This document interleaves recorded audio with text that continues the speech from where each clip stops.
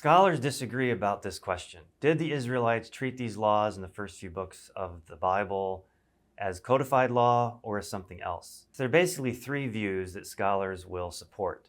One view says, yes, the Israelites treated them as codified law. In fact, there's a story in 2 Kings chapter 14, I think it is, that says a king did not put to death the sons of a couple of assassins who had killed an earlier king because he didn't want to violate the law that said you shouldn't kill the children for the crimes committed by their parents. And that law comes right out of Deuteronomy chapter 24, verse 16. So there seems to be a story that says this Israelite king was following the rules that had been laid down in an earlier book of the Bible. But there are other views that scholars support.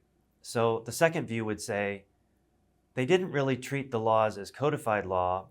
They treated them as important principles that should govern the legal system as a whole, and you had to abide more by the spirit of the law than necessarily the letter of the law. In fact, this view would say the laws in those first few books of the Bible are not necessarily prescriptive rules. They're more descriptive of the kinds of rules that were generally followed in ancient Israel. The third view says these were not laws at all. They weren't prescriptive statutes or rules.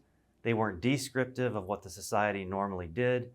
They were more like just wise advice that you could follow or not, depending on what you felt like. They would say then that this wise advice grew and was expanded upon, and in later times, eventually came to be treated as law. But initially, when the laws were written down, they weren't meant to be laws as such. They were just meant to be, as I said, a set of propositions for how you might want to live your life or conduct your affairs in society, but you didn't necessarily have to follow them. It was only later, close to the time of Jesus or so, when the Jewish community started to treat these things as actual law. Now, my own position is that these rules are descriptive of the kinds of practices and customs they would normally implement in their legal system. They also embodied certain principles that they believed their legal system should follow. So if you're confronted with a case that might not lend itself to having you follow the letter of the law, that was okay. You could still follow the spirit of the law.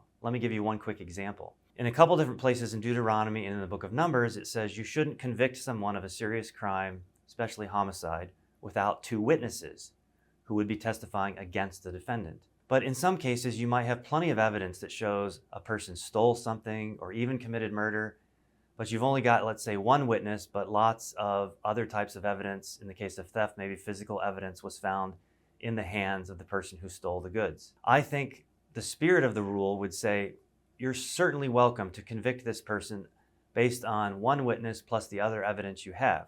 It's not as if you can have a boatload of evidence, but if you don't have two witnesses, you can't convict the person.